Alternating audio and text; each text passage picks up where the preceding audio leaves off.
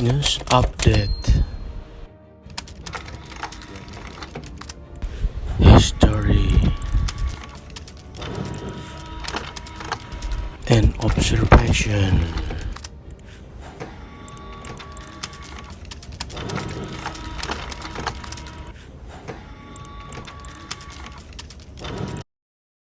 Assalamualaikum warahmatullahi. Kembali bersama Catatan Syabah. Kali ini Catatan Syabah akan coba mengulas kembali mengenai pemberitaan atau tentang ibu kota negara. Ide pemindahan ibu kota negara atau IKN pertama kali sebenarnya dicetuskan oleh Presiden Soekarno pada tanggal 17 Juli 1957. Era Orde Lamanya sebetulnya Soekarno memilih Palangkaraya sebagai ibu kota negara dengan alasan Palangkaraya berada di tengah kepulauan Indonesia dan wilayahnya yang luas. Soekarno juga ingin menunjukkan kepada dunia bahwa bangsa Indonesia mampu membangun ibu kota negara yang modern. Ide Soekarno tersebut namun tidak pernah terwujud. Sebaliknya, Presiden Soekarno menetapkan Jakarta sebagai ibu kota negara Indonesia dengan mengeluarkan Undang-Undang Nomor 10 Tahun 1964 pada tanggal 22 Juni 1964. Dilanjut pada masa Orde Baru dengan presidennya Soeharto. Pada tahun 1990-an ada juga wacana pemindahan ibu kota negara ke daerah Jonggol, Bogor, Jawa Barat. Wacana ini pun sempat mencuat kembali pada era Presiden Susilo Bambang Yudhoyono, namun wacana pemindahan ibu kota negara tidak terwujud. Saat itu terdapat 3 opsi. Yang pertama, tetap mempertahankan Jakarta sebagai ibu kota negara dan pusat pemerintahan dengan melakukan pembenahan. Yang kedua, Jakarta tetap menjadi ibu kota negara, tetapi pusat pemerintahan dipindahkan ke daerah lain. Dan yang ketiga, membangun ibu kota negara baru. Pemindahan ibu kota negara baru serius digarap oleh Presiden Joko Widodo pada tanggal 29 April 2019. Jokowi memutuskan untuk memindahkan ibu kota negara keluar Pulau Jawa dan dicantumkan dalam RPJMN 2020-2024. Presiden RI Joko Widodo telah menaikkan Undang-Undang Nomor 3 Tahun 2022 tentang Ibu Kota Negara pada 15 Februari 2022. Undang-undang ini akan menjadi dasar pembangunan Ibu Kota Negara di Kalimantan Timur. Urgensi pemindahan Ibu Kota Negara, melihat rencana panjang dan gerak cepat Jokowi untuk memindahkan Ibu Kota Negara di atas, perlu dipahami urgensi pemindahan Ibu Kota Negara. Yang pertama, menghadapi tantangan masa depan sesuai dengan visi Indonesia 2045, yaitu Indonesia maju. Ekonomi Indonesia akan masuk 5 besar dunia pada tahun 2045. Semoga. Pada tahun itu diperkirakan PDB per kapita sebesar 23.119 US dollar. Tahun 2036 diperkirakan Indonesia akan keluar dari middle income trap. Oleh sebab itu dibutuhkan transformasi ekonomi untuk mencapai visi Indonesia 2045. Transformasi ekonomi didukung hilirisasi industri dengan memanfaatkan sumber daya manusia, infrastruktur, penyederhanaan regulasi, dan reformasi birokrasi yang dimulai dari tahun 2020 hingga 2024. Oleh sebab itu dibutuhkan ibu kota negara yang dapat mendukung dan mendorong transformasi ekonomi tersebut. Kemudian menurut Edward W. P. Nainggolan, faktor yang kedua yang menjadikan urgensinya pemindahan ibu kota negara adalah ibu kota negara harus mendorong pertumbuhan ekonomi yang inklusif dan merata termasuk di kawasan timur Indonesia.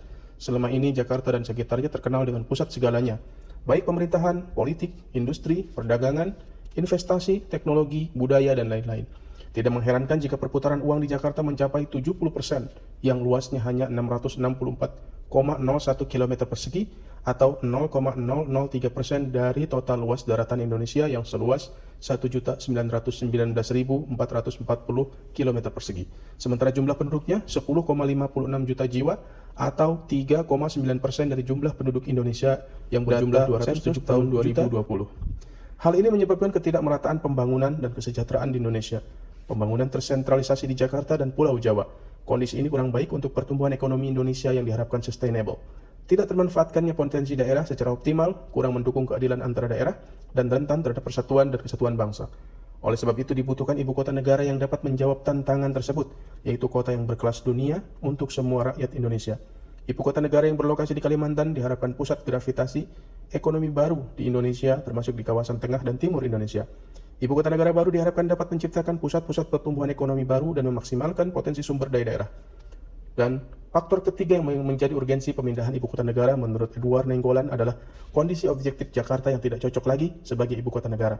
Menurutnya hal ini bisa dilihat dari beban yang harus ditanggung Jakarta, antara lain kepadatan penduduk, kemudian kemacetan yang merupakan kota termacet 10 di dunia pada tahun 2019. Walaupun saat ini berangsur membaik dengan diadakannya terobosan-terobosan dalam meminimalisir kemacetan, Jakarta telah menunjukkan dirinya sebagai sebuah kota maju, global, dan modern. Perubahan-perubahan ini terasa saat Jakarta dipimpin oleh Basuki Cahayapurnama atau Ahok menunjukkan dirinya dan kemudian sebuah kota maju pembangunannya dilanjutkan oleh modern Bapak Anies Baswedan. Hal ini dapat dilihat dari perkembangan transportasi Jakarta yang makin bervariatif pada masa kini dan masa depan. Jakarta disebut-sebut telah keluar sebagai top 10 kota termacet di dunia, turun menjadi nomor 31 dari 416 kota besar di 57 negara di dunia pada tahun 2020. Selisih 1 tahun berhasil turun menjadi 31 dari nomor 10 kota termacet di dunia menurut data dari TomTom Traffic Index. Hal ini terjadi bukan karena faktor alamiah, tetapi ini adalah sebuah pencapaian pemerintah Provinsi DKI Jakarta dan tentunya pemerintah pusat dalam mengurangi berbagai kemacetan di Jakarta. Salah satu hal yang patut disyukuri adalah berkembangnya berbagai variasi moda transportasi di Jakarta yang menunjukkan tren positif. Salah satu yang membuat kemacetan di Jakarta berkurang adalah inovasi Pemprov DKI Jakarta untuk melakukan integrasi berbagai moda transportasi. Integrasi transportasi ini menjadi salah satu motivasi warga Jakarta untuk menggunakan transportasi umum dari sebelumnya menggunakan kendaraan pribadi. Integrasi transportasi dapat diartikan bahwa seluruh transportasi di Jakarta saling terhubung. Misalnya ketika saya naik kereta komuter lain atau KRL dari stasiun UI Depok ke stasiun Klender di Jakarta Timur, setelah turun dari kereta saya sudah disambut angkot Jaklingko yang siap mengantar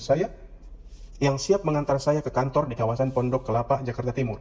Dan ketika saya naik angkot Jaklingko dari stasiun Klender ke kantor di Pondok Kelapa, saya cukup tap e-money pada alat yang tertempel di dalam angkot tanpa mengeluarkan uang atau saldo e-money saya.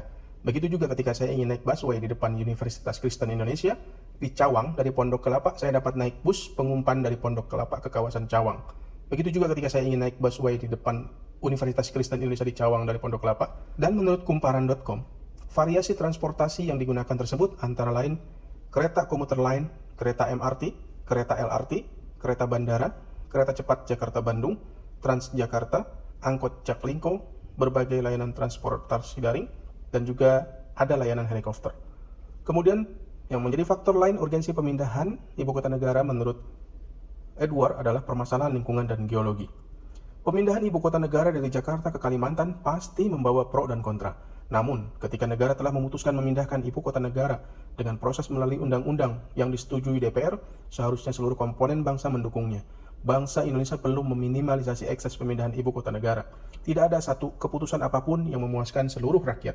Namun, keputusan yang memberikan manfaat lebih besar kepada bangsa Indonesia harus didukung sebagai wujud kecintaan dan bakti untuk Negara Kesatuan Republik Indonesia. Demikian catatan Abah kali ini. Semoga menjadi referensi buat kita semua dan semoga bermanfaat. Wassalamualaikum warahmatullahi wabarakatuh.